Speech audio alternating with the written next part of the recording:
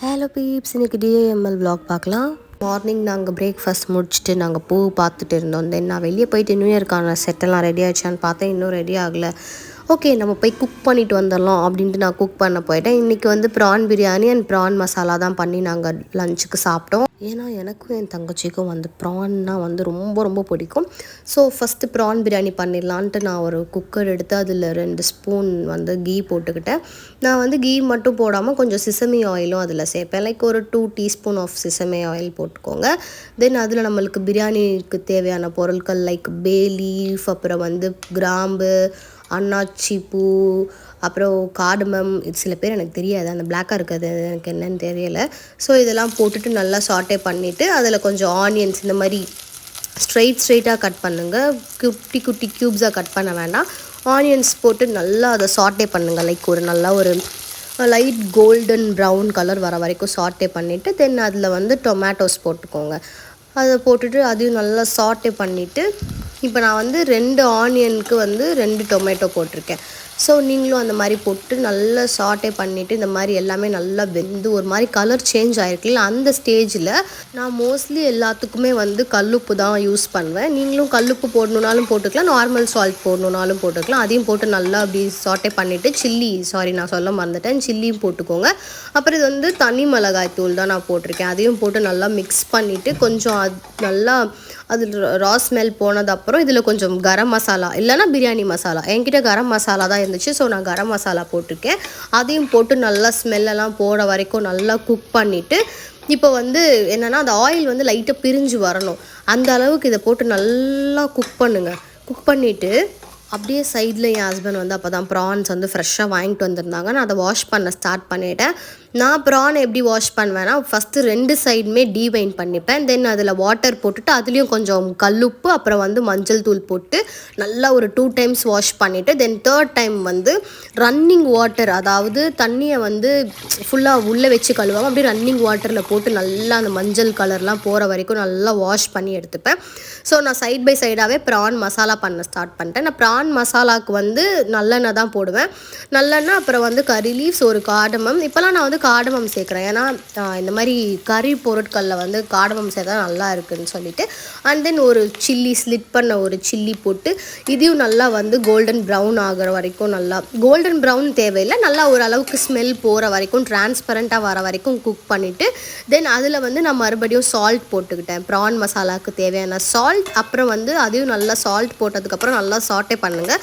சாட்டே பண்ணிவிட்டு நம்ம ஜிஞ்சர் கார்லிக் பேஸ்ட் வந்து அரைச்சி வச்சுருக்கோம். ஸோ ஒரு spoon of ginger garlic paste போட்டு அதையும் நல்லா சாட்டே பண்ணுங்கள். எப்போயுமே ஜிஞ்சர் கார்லிக்கோட ஸ்மெல் வந்து போகிற வரைக்கும் குக் பண்ணுங்கள்.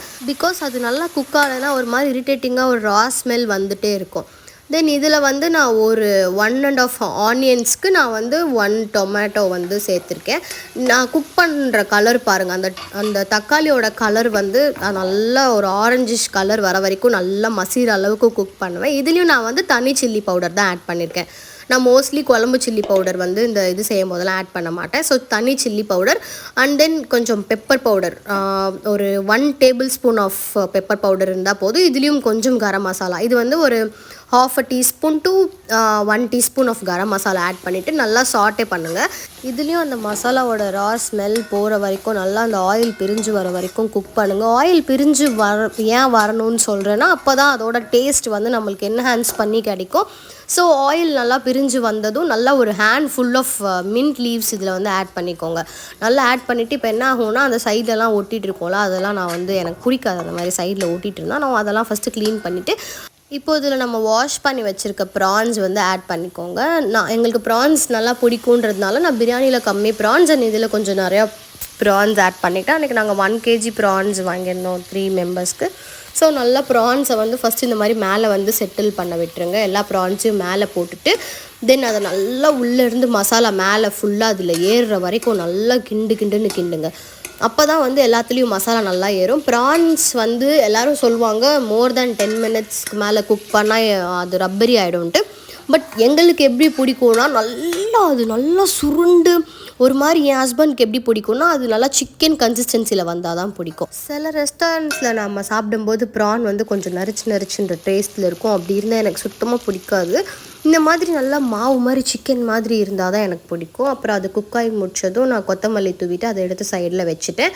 தென் நம்ம இந்த பிரியாணியை பாதியிலே விட்டு வந்தோம்ல, இப்போ அதில் வந்து ஜிஞ்சர் கார்லிக் பேஸ்ட் நான் முன்னாடியே போட்டிருக்கணும், நான் மறந்துட்டேன் இந்த பிரியாணிக்காக ஜிஞ்சர் கார்லிக் பேஸ்ட் போடுறதுக்கு.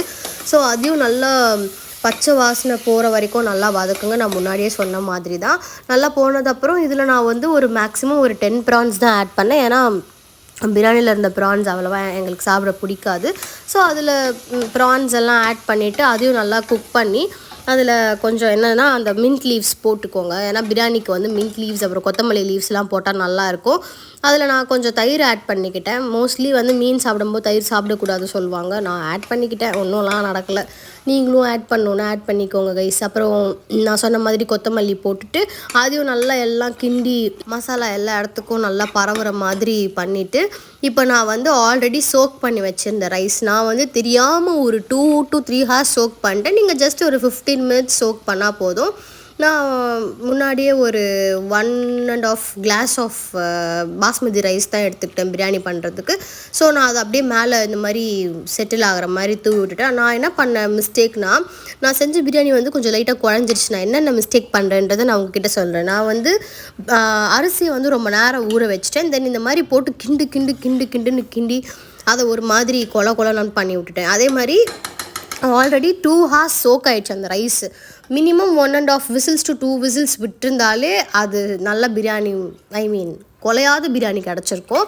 நான் என்ன பண்ணேன்னா 1.5 கிளாஸ் ரைஸுக்கு 3 கிளாஸ் ஆஃப் வாட்டரும் போட்டுட்டேன். அதுக்கப்புறம் என்ன பண்ணேன்னா விசில் வந்து நான் 4 விசில்ஸ் விட்டுட்டேன் தெரியாமல். நான் சம்டைம்ஸ் வந்து ரைஸை சோக் பண்ணாமல் போடுவேன். அப்போ 4 விசில்ஸ் விட்டால் எனக்கு கரெக்டாக கன்சிஸ்டன்சி வந்திருக்கும். நான் ஆல்ரெடி இவ்வளோ நேரம் சோக்கும் பண்ணிவிட்டு நான் விசிலும் கொஞ்சம் 4 விசில் விட்டனால கொஞ்சம் லைட்டாக குட்டியாக வந்து அந்த குழஞ்சிருச்சு அந்த biryani. But it tastes good.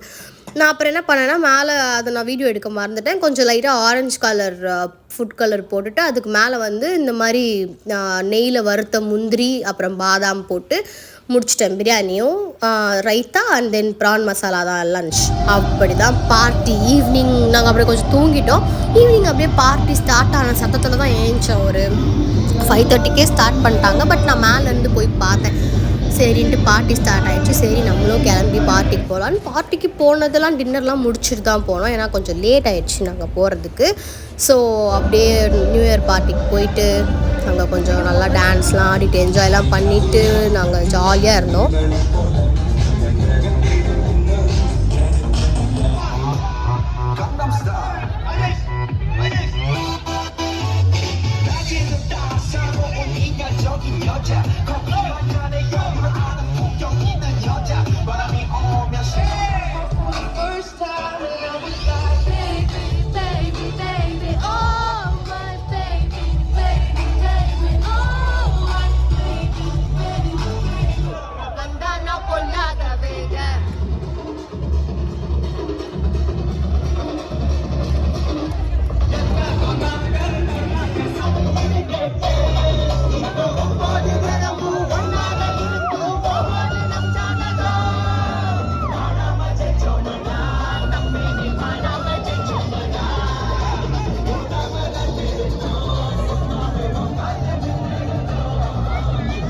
நாங்கள் ஃபஸ்ட்டே பார்ட்டிக்கு போயிட்டு மறுபடியும் வீட்டுக்கு வந்துட்டோம். ஏன்னா ரெயின் வந்துடுச்சு. மறுபடியும் 11:30 ஆயிடுச்சு அப்படின்னு சொல்லிட்டு நாங்கள் மறுபடியும் மழையே பெஞ்சாலும் பரவாயில்லன்னு சொல்லிட்டு நாங்கள் மறுபடியும் பார்ட்டிக்கு போனோம். அன்றைக்கி எனக்கு கொஞ்சம் கோல்டு வேறு இருந்துச்சு.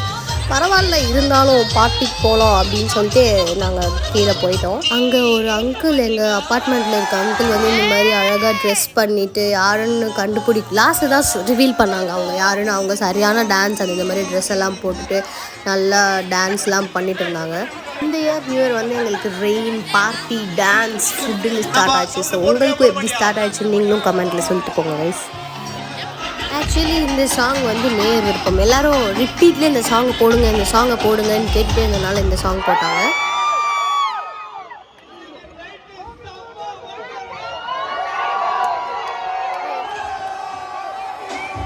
அட்லாஸ்ட் நைட் 12 ஆனதும் நாங்கள் வந்து ஹாப்பி நியூ இயர் அப்படின்னு எல்லோரும் ஜாலியாக ஆக்சுவலி அதில் ரெக்கார்ட் பண்ண மறந்துட்டேன். அதுவும் சூப்பராக இருந்துச்சு. We enjoyed a lot actually.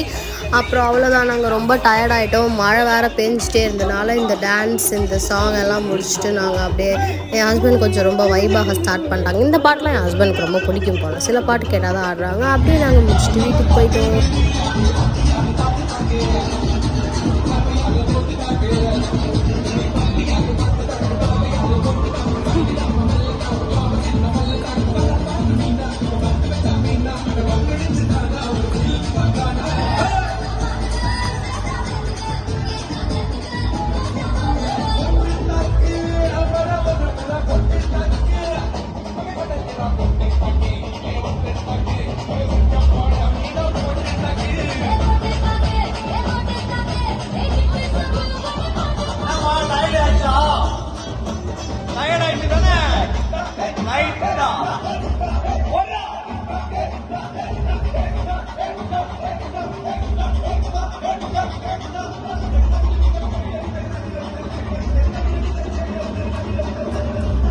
Hope you people enjoyed our party, dance and cooking. So இந்த மாதிரி நிறையா டே இன் மை லைஃப் பார்க்குறது நீங்கள் நம்மளோட சேனலை சப்ஸ்கிரைப் பண்ணி லைக் பண்ணி ஷேர் பண்ணுங்கள். பாய்.